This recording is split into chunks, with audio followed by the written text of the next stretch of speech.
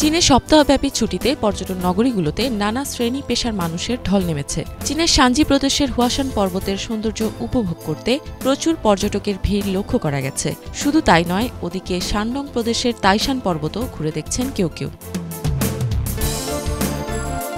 চীনের তাইশান পর্বতটি সূর্যোদয়ের চমৎকার দৃশ্য উপভোগের জন্য বেশ জনপ্রিয়। জাতীয় দিবসের ছুটিতে গত বৃহস্পতিবার ও শুক্রবার সর্বোচ্চ ৮০,০০০ পর্যটক এই পর্বতটি আরোহণ করে এর সৌন্দর্য উপভোগ করে।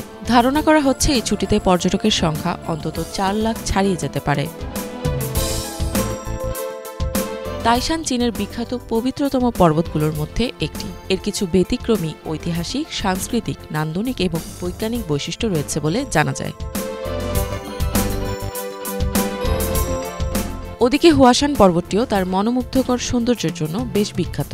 ছুটিতে হুয়াশান পর্বতে ভ্রমণ করার জন্য দৈনিক ৩০,০০০ পর্যটক প্রবেশের সীমা নির্ধারণ করা হয়েছে। মঙ্গলবার থেকে শুক্রবার পর্যন্ত ১ লাখেরও বেশি পর্যটক এখানে ঘুরতে এসেছে।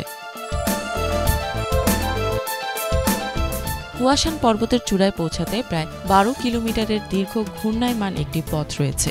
এই পর্বতটি সমুদ্রপৃষ্ঠ থেকে ২,১৫৪ মিটার উপরে মাথা উঁচু করে দাঁড়িয়ে আছে। চীনের ৫টি পবিত্রতম পর্বতের মধ্যে হুয়াশানও একটি।